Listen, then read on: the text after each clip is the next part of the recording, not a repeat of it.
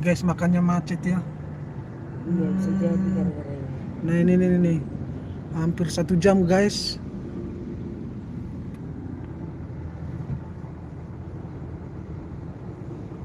Ini udah agak lancar sedikit guys, Sedikit doang. Udah nih tuh gudang bolong-bolong.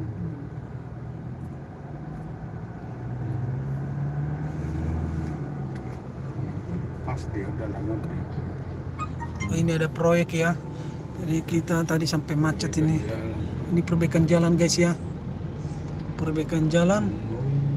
Iya ini. Dan ini tukangnya guys. Nah ini udah lancar ya guys ya. Kusir ini. Pantas aja nih ya ada proyek di sini guys. Kita nggak tahu kalau di sini ada proyek tadi guys. Kalau tahu tadi. Kita lewat